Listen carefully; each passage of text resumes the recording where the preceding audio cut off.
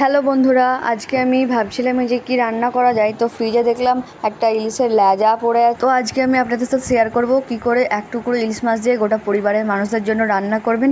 তো পুরো ভিডিওটা স্কিপ না করে দেখতে থাকুন, নাহলে প্রথমে আমি কচুর লতিগুলোকে ভালোভাবে ছাড়িয়ে কেটে নেবো। এটা কিন্তু আমি বাজার থেকে কিনে নিয়ে এসেছিলাম। এটাকে আমি এবারে বটিতেই ছাড়িয়ে নেবো, কারণ ছুরিতে অত ভালোভাবে এটা হবে না। দেখুন আমি বটিতে এটা ছাড়িয়ে আর ভালোভাবে এটাকে কেটে নিচ্ছি, পিস পিস করে কুচিয়ে নিচ্ছি। আপনারা দেখতে থাকুন পুরো ভিডিওটা, কিন্তু এটা খুবই একটা ইন্টারেস্টিং ভিডিও হতে চলেছে। আর এটা কিন্তু আমি 5 মিনিটের মধ্যেই রান্না করব। তো খুবই সহজ রেসিপি, খুবই অল্প উপকরণ দিয়ে। দেখুন আমার সব লতিগুলো প্রায় কুচানো হয়ে গেছে। এবারে আমি ইলিশ মাছের ল্যাজাটাকেও নিয়ে নিয়েছি। ওটা এবার আমি এটা ভালোভাবে ভাজবো। এটা যেহেতু মানে কাঁচা, তো এটাকে আমাদেরকে প্রথমে ভাজতে হবে। তো প্রথমে আমি কড়াইতে সরিষার তেল দিয়ে দিলাম। এবারে তেলটা ভালোভাবে গরম হওয়ার পর আমি এর মধ্যে দেবো ইলিশ মাছ। আর আমি এই ল্যাজাটাতে কিন্তু একটু নুন হলুদ মাখিয়ে নিয়েছিলাম কড়াইতে দেওয়ার আগে, সেটা আমি রেকর্ড করতে পারিনি। তো কড়াইতে দিয়ে আমি কিছুক্ষণ এটাকে ভালোভাবে ভেজে নেবো। এটা পুরো ভালোভাবে ভাজা হয়ে গেলে দেখুন আমি সাইডে এটাকে তুলে রেখে দিলাম। এবার আমি কড়াইতে ওই একই তেলে আমি দিয়ে দেবো কুচানো পেঁয়াজ। এবারে আমি তরকারিটা রেডি করব। তো পেঁয়াজটা আমি এখানে কোনো রকম ফোড়ন দিইনি, কিন্তু শুধু পেঁয়াজ দিলাম। পেঁয়াজটাকে এবার ভালোভাবে লাল করতে হবে।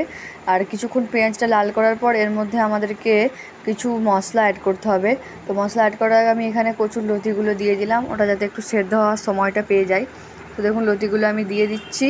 আর এই কচুর লতিগুলোকে কিন্তু আপনাদেরকে অবশ্যই হালকা সেদ্ধ করে নিতে হবে, নাহলে কিন্তু আপনারা মানে ভাজার টাইমে একটু সেদ্ধ করে নিতে হবে, নাহলে যখন জল দিয়ে ফোটাবেন তখন কিন্তু পুরোপুরি সেদ্ধ হবে না। তো এবারে দেখুন আমি ভালোভাবে ওটাকে কষিয়ে নিচ্ছি। এরপরে কিছু আমরা মশলা দেবো। তো প্রথমে দিয়ে দিলাম এখানে লঙ্কা গুঁড়ো। খুবই সহজ আর খুবই সিম্পল এটা রান্নাটা, আপনারা একবার অবশ্যই ট্রাই করবেন। এরপরে একটু হলুদ গুঁড়ো আর পরিমাণ মতো লবণ দিয়ে দিলাম। লবণ দিয়ে এবার এটাকে ভালোভাবে কষাতে হবে। আর তারপরে ওখানে দিয়ে দিলাম আমি পরিমাণ মতো ধনে গুঁড়ো, আর এখানে দিয়ে দিলাম একটু জিরে গুঁড়ো। দেখুন এবার এটাকে ভালোভাবে আমি সব উপকরণগুলোকে একসাথে কষিয়ে নিচ্ছি কড়াইতে। খুব ভালোভাবে কিন্তু আপনাদেরকে এগুলোকে একসাথে মিশিয়ে নিতে হবে। এরপরে দেখুন আমি ল্যাজাটাও দিয়ে দিলাম। ল্যাজাটা আমি তুলে রেখেছিলাম, দিয়ে দিলাম। এবার দিয়ে এটাকে জল দিয়ে আমি কিছুক্ষণের জন্য ফুটতে দেবো, খুব বেশি নয়।